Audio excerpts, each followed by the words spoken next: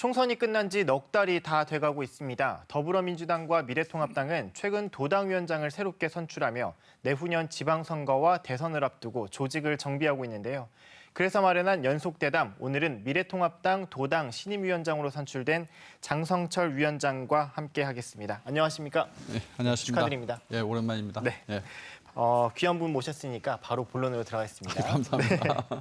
지난 총선에서 미래통합당은 제주에서 선택을 받지 못했어요. 안타깝게도. 죄송합니다. 보수혁신이 그 이후에 보수혁신이 상당한 중요 과제로 떠오르고 있거든요. 또 오늘 기자회견에서는 위원장께서 밝히시기를 당 안팎 인사가 참여하는 도당 혁신 방안을 마련하기 위한 특별위원회를 만들겠다고 하셨거든요. 장 위원장께서 생각하시는 보수혁신이 무엇인지 그리고 도당혁신 방안이 어떤 건지 좀 설명해 주시죠.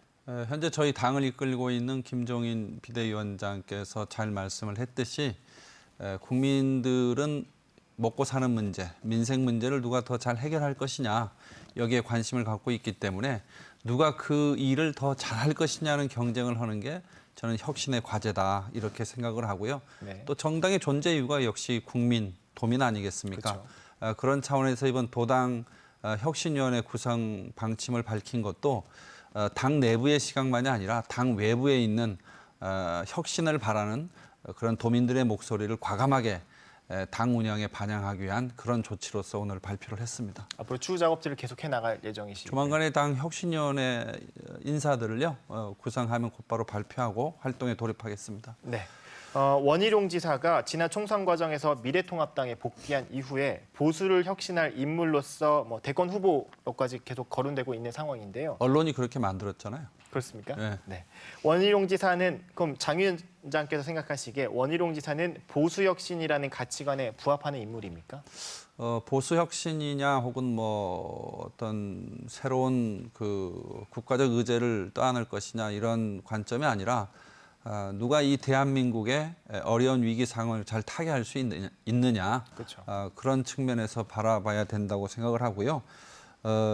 그런 측면에서 원희룡 도지사가 갖고 있는 여러 가지 장점이 있지 않겠습니까? 네. 예를 들면 뭐 도지사로서의 도정 운영 경험, 또 중앙정치 무대의 경험 이런 것들이 복합적으로 어우러지고 또 특히 총선에 직접 참여를 하지 않아서 정치적 상처가 내상이 거의 없다.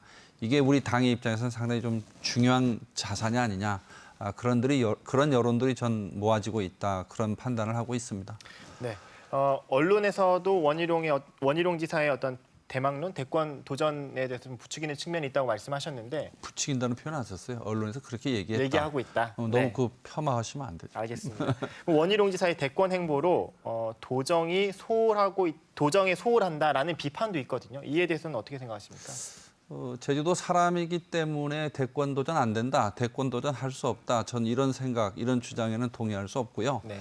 제주도 사람이기 때문에 오히려 더 대권 도전을 할 수 있어야 한다 하는 주장을 전 꼭 드리고 싶고 두 번째로는 미래통합당은 열린 정당을 그리고 개방적인 대선 후보 경선을 지향하고 있습니다.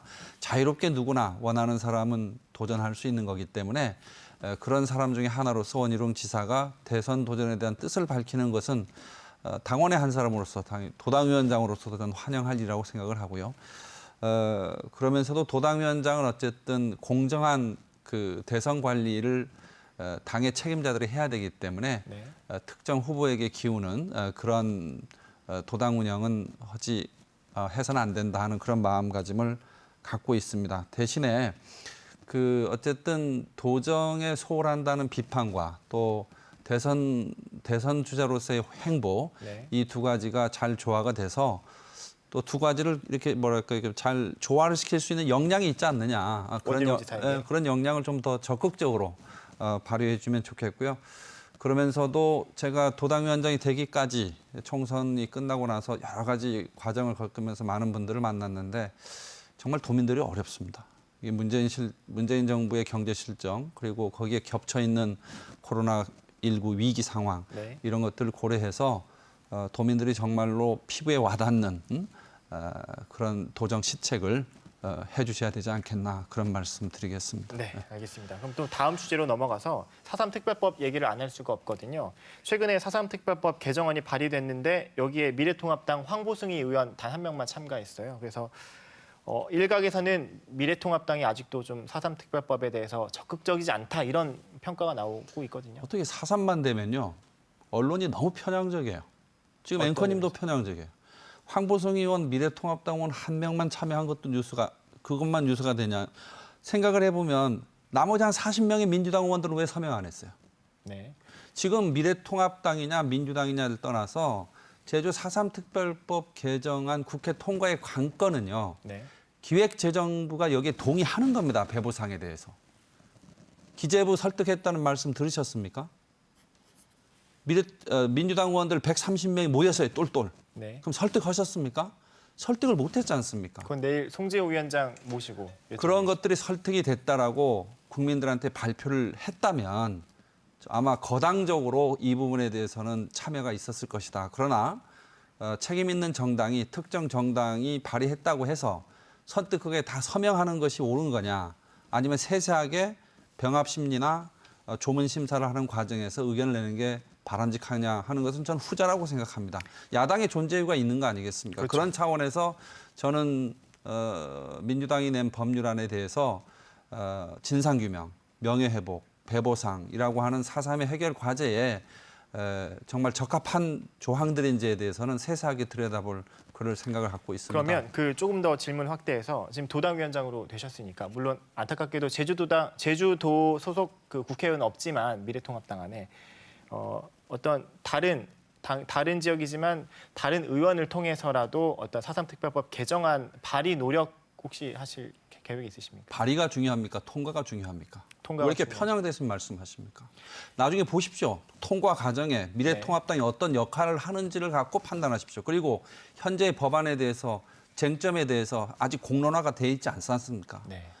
만약에 저희 당이 발의를 할 때 민주당 의원들이 전부 동의할까요? 그렇지 않을 겁니다. 의견이 다르면 심사 과정에서 본인들의 의견을 얘기할 겁니다. 네. 앵커님의 그런 질문은 너무 편향적인 질문이라고 저는 생각합니다. 알겠습니다. 그렇다면 장 위원장께서 생각하시기에 이번 개정안에 좀 담겼어야 했는데 빠졌다고 생각하는 게 있으신가요? 사실 이제 도당위원장이 되고 나서 얼마 되지 않아서 도당의 당직 인사를 하고 도당 내부의 의견을 거치는 과정을 거쳐서 말씀을 드리긴 해야 되지만 저 개인적인 차원에서 네. 의견을 말씀드리면 4.3위원회가요. 현재 국무총리가 위원장이잖아요. 그렇죠. 그런데 과거사 진상규명 및 명예회복에 관련된 그런 일들을 해온 가장 모범적인 법안이 진실과 화해를 위한 과거사 기본법입니다. 그 과거사 기본법의 위원장은 대통령 직속으로 되어 있는 독립된 위원회예요. 입법부, 사법부, 행정부가 추천한 위원들이 참여하죠. 네. 4.3위원회 당연히 그런 형식으로 대통령 직속의 독립된 위원회가 돼야 된다고 생각합니다. 그것이 됐을 때 추가 진상조사의 문제, 명예회복의 문제, 또 배보상에 관련된 구체적인 자료의 제시 이런 것들이 가능할 수 있기 때문에 사실 장관이나 국무총리가 여기에 전념할 수가 없잖아요. 네. 독립된 위원회 격상시키라고 그렇게 여러 번 주장했는데 민주당 한 번도 귀담아 듣지 않습니다. 그럼 이 부분이 좀 아쉽다고 평가하시는 거죠? 저는 개인적으로? 전 그렇게 생각하고 있습니다. 네, 또 다른 주제로 넘어가서 최근에 제2공항 관련해서 쟁점에서 연속 토론회가 열렸었어요. 4번 열렸죠. 그렇죠. 네 차례 동안 열렸었는데 최근 제주를 찾은 민주당 당권 주자들도 그렇고 국토부도 토론회에서 밝히기로는 다수 도민의 동의 없이는 추진하지 않겠다는 입장을 밝혔었거든요. 어떻게 보십니까? 이번 토론회 4번을 보면서 참 답답했습니다. 아마 갑갑해하는 도민이 많았을 거고요. 더불어민주당 너무 무책임합니다. 지금 이쯤 되면 입장 밝혀야죠. 네. 지금도 도민 여론 수렴, 도민 의견 수렴, 누구나 들으면 좋아할 만한 단어로 도민들 현혹하지 마시고요. 네. 제2공항 포기하시겠다면 국가 정책으로서 포기하십시오.